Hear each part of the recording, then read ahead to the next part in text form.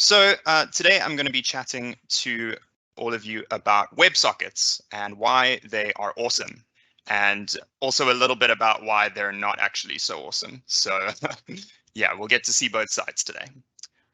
So before we launch into everything, I just want to answer the question of why. Why am I talking about this? Why do I think this is so interesting? So WebSockets are a web protocol that I had the chance to experiment with a little bit during some of my training that I've done through BBD last year. And I learned pretty quickly that you can achieve very interesting kinds of behavior with sort of little to no overhead in your actual development. And I found that really interesting, but then I also ran into a few challenges and learned that they can be a little bit tricky, and there's a lot of pitfalls attached to the design of your application when you're implementing WebSockets. And I thought that was also pretty interesting. So I thought, hey, why not have a takeaway about it? That sounds cool. So now I know you guys might be thinking and wondering something about my talk. I mentioned something about screaming into an endless abyss, right? Is that still happening? Is that what we're doing? We're gonna get there. I promise. It'll happen later when I demo some stuff. But for now, I want to just chat to you about the actual protocol itself. So, WebSockets. How do they work? Let's find out. So a WebSocket connection is basically a bidirectional or two-way line of communication between a client and a server. Doesn't sound that complicated, right? We work with these things all the time. So why are WebSockets different to other protocols like HTTP? So to answer that question, I actually want to start off by just chatting about HTTP for a sec. So the sort of flow of data, if you will, when you're working with HTTP, works off of a client sending a request for a certain resource or a certain action to a server. The server then processes that request based on the sort of metadata of the request, the body of the request as well, and determines the appropriate response or the appropriate action being requested by the client, and then responds in that way. So to kind of explain this in a bit more detail, I've got this little diagram here flowing from left to right. We start off with our client sending a request for a certain resource or action, like I said. That request gets received by the server and basically checked. This is where our security authentication happens. This is where our server basically checks if this is a good request, if the server has the appropriate logic to service this request. And if all of that is sort of acceptable, then this unidirectional connection from the server to the client is now established. So the word unidirectional might sound a bit weird used in this context, and I just want to explain it a little bit more. So we just saw in that previous slide that this is a two-way communication, right? Our client is sending a request to our server, and our server is sending a response back to our client. So how is that unidirectional? What I want you to remember here is that when our client is sending that request, the server's not sending anything back immediately until the request is complete and accepted. And then once that's happened, the server responds. And while the server is responding, our client isn't sending anything back to the server in that instance. So data is only flowing in one direction at a time. And that is what unidirectional means in this context. So just remember that going forward. So once that connection is established, our server determines the sort of correct response, the correct action, and sends that response. And now our transaction is complete. And this connection that was previously established then gets closed. That's it. The transaction's done. So how are WebSockets different? Let's have a look at the sort of structure, the flow of data with WebSockets. All right, before we get to that, sorry. Another takeaway from that sort of process that I want you to focus on is that the client is initiating this transaction. The client decides when it's sending this request based on its logic. So there can be no transaction without that request being initiated by the client first. With WebSockets, it's a little bit different. So let's have a look at the sort of flow of data when we're working with WebSockets. So here we have a client and a server. Cool. And you'll notice that the first thing that's happening here when we're initiating this WebSocket connection is actually an HTTP request, like the ones we were just looking at. So this is an HTTP request with a special kind of upgrade header that is sent from the client to the server requesting this WebSocket connection. And if the server accepts this connection, it responds and the connection is then established. We call this a handshake, basically just initiating the WebSocket connection between the client and the server. Once that response happens, though, that HTTP response, the connection isn't closed. This is where things start getting a little bit different. So that connection persists. It is maintained between the client and the server for an extended period of time. Another interesting thing about this connection is that it is bi-directional. So it is called a full duplex connection. And how you can imagine this is basically data can seamlessly flow from the client to the server and from the server to the client at the same time without anything getting lost or interrupted. So think about it like talking to someone on a telephone line. You can both talk at the same time and both of you will hear each other, even though you might get a little bit confused, but obviously this is a sort of different kind of situation. That connection persists until either the client or the server, based on their logic, decide to actually close the connection. So either the client says, great, this is everything that I need from this connection right now, so I'm going to go ahead and close it, or the server says, cool, no more data to really send down to you, so we're going to close this connection to basically maintain our resources. Cool, so that is how WebSockets kind of differ from HTTP. Okay, so great. Why? Why should we care? Well, there's a bunch of cool behaviors that you actually get out of implementing WebSockets in your application. So let's have a look at those. The pros. So WebSocket requests or WebSocket messages are very lightweight. And what this means is that it actually requires fewer server resources to send data back and forth along a WebSocket connection. That initial HTTP request, when that connection is established, that's sort of slightly more expensive. But once it's established, the actual data going back and forth is pretty cheap from a server resource perspective, and also pretty fast, which brings us to the second pro. This data is basically sent back and forth in real time. There's very, very minimal latency. So what that means is that we can get the latest data from our server lightning fast without even needing to request it, because all we've requested is the connection. The server knows when the data is changed and the server can then send it to the client. And sort of on the other side, the client knows when it needs to send data to a server, so it can manage that on its own.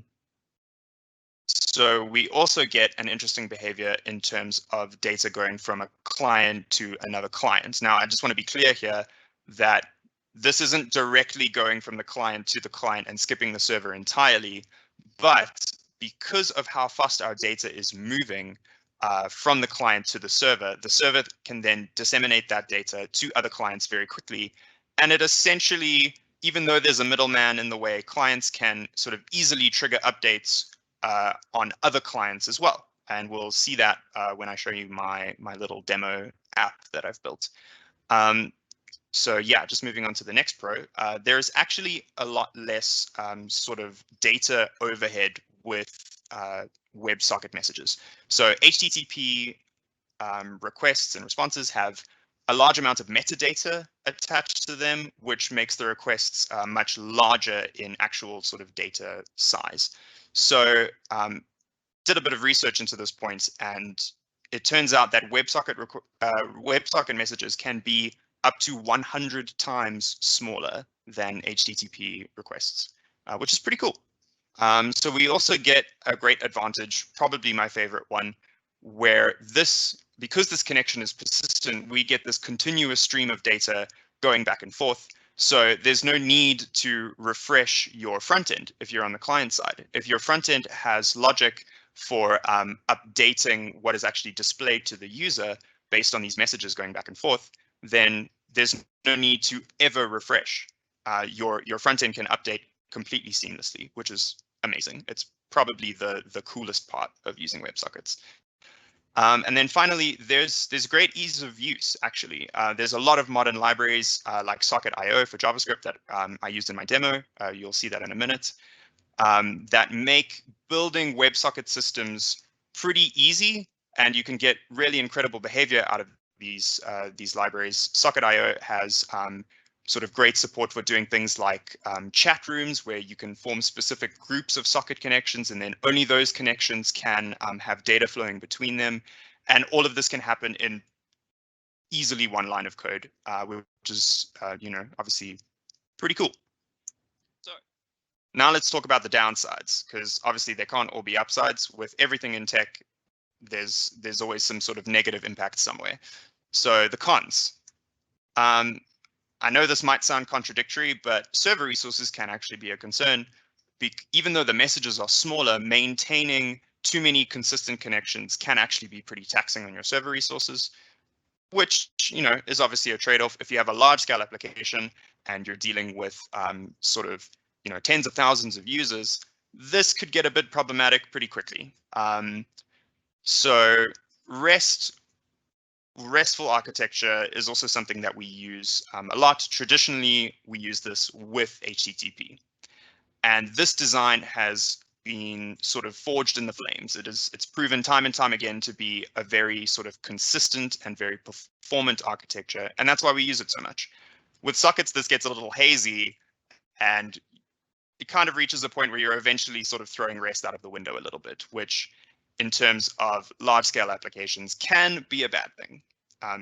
Obviously REST exists for a reason. So, when you're building sort of larger apps, it's generally better to stick to that kind of design. Security, and this is more of a sort of personal feeling for me, is that because of the design of HTTP and because of how we sort of have been implementing it for so long, there's a lot of support in terms of making sure that our HTTP requests are secure. We have a lot of authentication that can happen on every single request, whereas because of sockets, even though there is a secure WebSocket protocol, the sort of support for that security is less present than with HTTP. So design restrictions. Well, WebSockets require a very specific kind of design pattern when you're building your applications. It's less of this requesting and response and more of a sort of shared event system, which can get a little bit confusing, and you really need to consider if it's the sort of appropriate design for your solution. The next thing I wanted to talk about is error handling, because there is none. And that's obviously really bad. That's a big problem. What happens when our clients lose connection?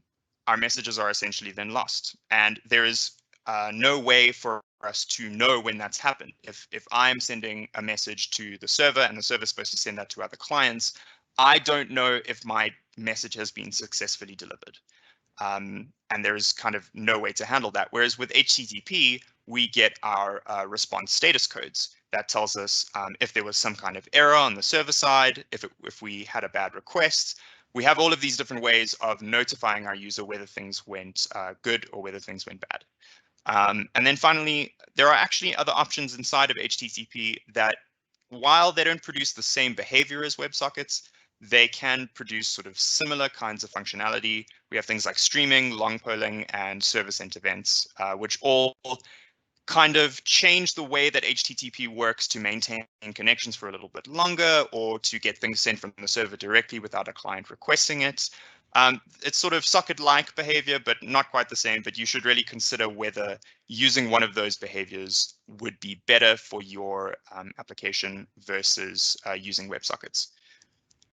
So cool. We've gone over the pros and the cons. So what's the verdict here? When do we use these things? A few use cases that I could think of. Games, obviously, web browser-based games. Their real-time nature makes sockets a sort of great option, particularly for multiplayer games. Getting messages from client to client becomes pretty easy.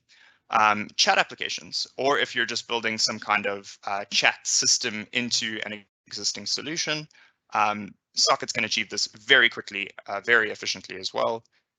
trading, something that, funnily enough, Tabang's going to be talking about in a few minutes. So when it comes to the world of finance, obviously providing users with the latest information is a pretty critical facet. So sockets can be a great sort of use to provide our users with that information very quickly. And I'm actually going to show you a quick little demo of that in a second. And then probably the most useful one is IoT. So obviously, because of how quick these messages happen, it's obviously a lot faster than HTTP, a lot more efficient than HTTP. So sort of sending messages from your mobile device to a server that then gets sort of disseminated to your smart home devices can be achieved pretty efficiently with WebSockets. But there is a bit of a caveat here. They can maintaining that socket connection can be pretty battery intensive. So if your smart home devices don't have a great sort of battery life, this can become problematic pretty quickly. So let's see some WebSockets in action, shall we? So I found this site that makes use of WebSockets, and I just wanted to demo it for you guys really quick. Actually, how do I open? Cool. So this is Binance. It's a cryptocurrency market and trading site, and you'll see if you kind of just focus on these top little sections, you'll notice that the front end is actually changing, obviously without me refreshing the page. And like I said, this is done through a WebSocket connection. And I just wanted to show you guys something kind of cool. If you head over into your developer tools on a site like this, and we just refresh so we can see all of our network traffic here, you'll see there's a ton of different requests that are getting made, but there is one particular one that I just wanted to draw your attention to, and that is this stream. So you'll notice that if we check out the request here, you'll see that there's a different protocol. That is a WebSocket secure protocol. And I thought that was just kind of a fun thing to demonstrate to you guys. You can actually check and see if a site's using WebSockets by just checking out this network traffic and looking for that specific protocol in all of these network requests. Cool. So, demo time. We finally got there, everybody. This is a little application that I've built, and I can actually drop the link into the chat for all of you really quickly. Let me just pop it open. So this demo is going to be a little bit different. What I've actually gone and done is built a little interactive website that we can all use. So I'm going to send the link into the chat right now. You should be seeing it in the Q&A chat as an announcement. So if you guys want, you can actually join me in here and we can say stuff. It's a little boring if it's just me. Hey, there's some people. Isn't that fun? So what I built here using sockets is basically a nice little way for us all to commiserate about stuff by just screaming our problems into this never-ending void.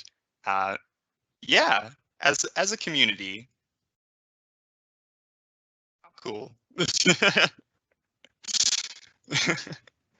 Yeah, thanks everyone. Thanks for joining me here. This is fun. Cool. So before I finish up, I actually just wanted to show you how easy it was to build this using Socket.io. So I just want to show you the code for a sec, if that's okay. Cool. So this is my little solution. I'm just going to open up my server here. It's a pretty standard Express server. I'm not going to go over the whole thing. Nothing really special going on. The block that I pretty much want to talk about is just this for the most part. So this is my actual socket implementation. It's really simple. You'll notice that we are basically looking for a connection here that is coming from our clients whenever someone opens the actual page. From that connection, we get the socket object that we can then do a bunch of stuff with. So what we do is we actually, first we emit an event to our clients just to tell them that they've connected. That gets handled on the client side. And then we actually establish this little listener here. It's essentially an event listener. And it's looking for this message sent event, and then it is running this little callback function where basically what it's doing is it's getting this little random position. I wrote this. It's obviously a pretty silly little toy, but basically this could be anything. This is just a sort of representation of some kind of arbitrary business logic that you could have. And then that basically just gets fed into this function. And then we are not only emitting back to our client, we're also doing this broadcast emit, which is basically sending to all of our other clients. So everybody is getting the same message here with the same payload, that payload being the text that you typed and also a random position for this to be displayed on. So then if I show you my client-side JS, we have a similar sort of implementation here, obviously with a bunch of DOM manipulation, not really going to go over that too much.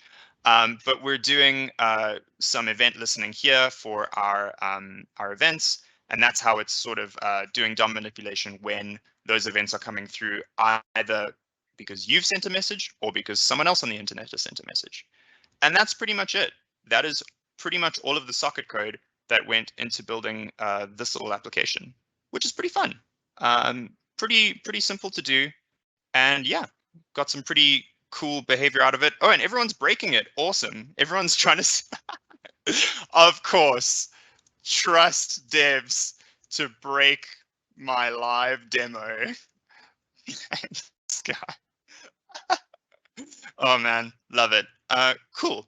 So yeah, thanks everyone for listening to me talk.